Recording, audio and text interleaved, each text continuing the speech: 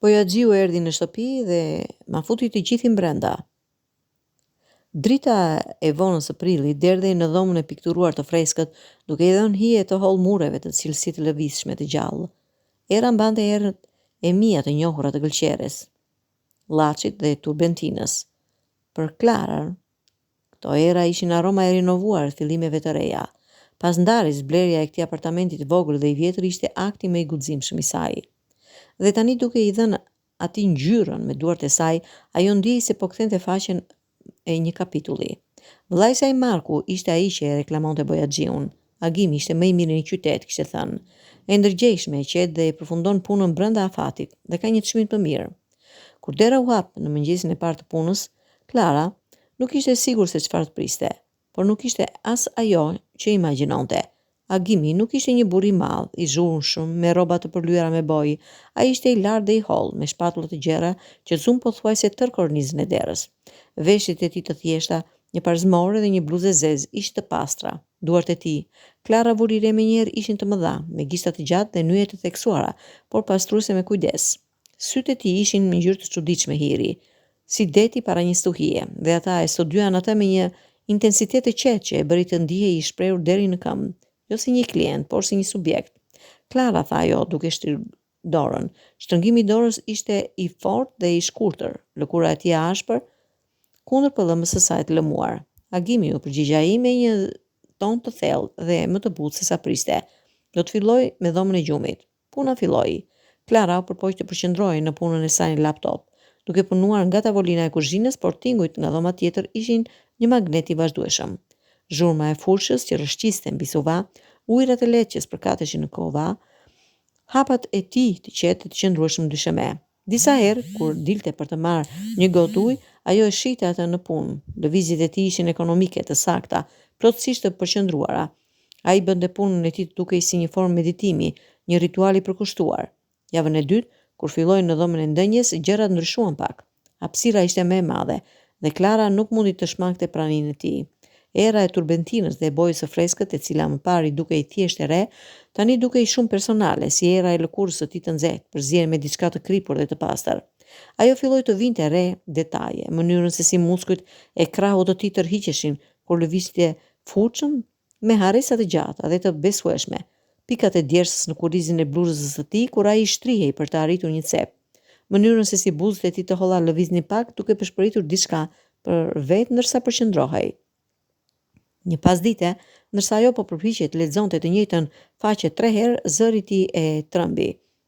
Klara, mund të më ndihmosh për një moment? Ajo u ngrit shpejt, zemra duke I rrahur si në mënyrë të pazakonshme. E gjeti atë duke përqendruar në mes të dhomës, duke shikuar murin e madh përballë dritares. Kjo ishte muri vetëm që nuk po e lyente me ngjyrë të bardhë. Klara kishte zgjedhur një ngjyrë blu të errët, të thellë, si fundi I oqeanit të mesjet. A do ta bëjmë këtë së bashku? Pyeti ai. Është një sipërfaqe e madhe, do të ishte më shpejt. Ajo pranoi, duke ndjer një val nga zëllimi dhe ankthi. Ai dha një furçë të vogël dhe e drejtoi me një kovë të vogël me bojë. U vendosën krah për krah, duke filluar nga qoshet e kundërta. Heshtja midis tyre nuk ishte e sikletshme, por një përqendrim I të përbashkët. Klara mund të ndjente nxehtësinë që rrezatohej nga trupi I tij vetëm 1 centimetër larg. Lëvizjet e tyre filluan të sinkronizoheshin, furçat duke lëvizur në kohë. Era e bojës e përqendruar dhe e pashuar ishte mahnitse. Pastaj dora e tij preku dorën e saj për t'u ndaluar. Ke humbur një vend, tha ai butësisht. Gishti I tij I madh, I përlyer me një pikë blu, u shtri përgjatë dorës së saj, duke ndjekur një vit të holl boje që ajo kishte lënë pa prekur. Prekja ishte e lehtë, e përcjellshme, por ndjehej si një goditje e qartë. Klara ndau frymën. Ajo ngriti syt dhe I takoi vështrimin e tij. Në sytë e tij, gritën pret, ajo pa diçka tjetër përveç përqendrimit të pastër. Ishte ajo që ndjeu këtë tension elektrik në ajër, ishte në trurin e saj. Faleminderit, përshpëriti ajo. Ai u largua dhe puna e tyre vazhdoi, por tani çdo moment ishte I ngarkuar. Çdo shikim I shkurtër, çdo lëvizje rastësishme që I bëri krahët e tyre të preknin, ishte një skandëllim. Klara ndjente se boja nuk ishte më thjesht bojë, ishte një shtresë e gjallë midis tyre dhe botës. Diçka që ata po krijonin së bashku duke mbushur hapësirën me ngjyrën e errësuar të dëshirës së saj të fshehur. Ditët pasuese atmosfera u bë dhe më trash. Bisedat e tyre u bën më të gjata, por jo më të qarta. Ai fliste për artin, për dëshirën, për të kapur natyrën e një dhome, në një nuancë, për mënyrën se si drita mund të ndryshojë plotësisht ndjenjën e një ngjyre. Klara i tregoi për ndarjen e saj, për dëshirën për të filluar përsëri, për frikën e vetmisë në këto mure të reja. Në këtë hapësirë midis lëndëve të lyera dhe plastikës së mbrojtjes, ata treguan pjesë të vetvetes që nuk i tregonin askujt tjetër. Mbrëmja e fundit, kur puna ishte pothuajse e përfunduar, gjithçka u shkëlqye. Klara kishte porositur ushqim. Muzika e butë e xhazit lëshoi nga një altoparlant.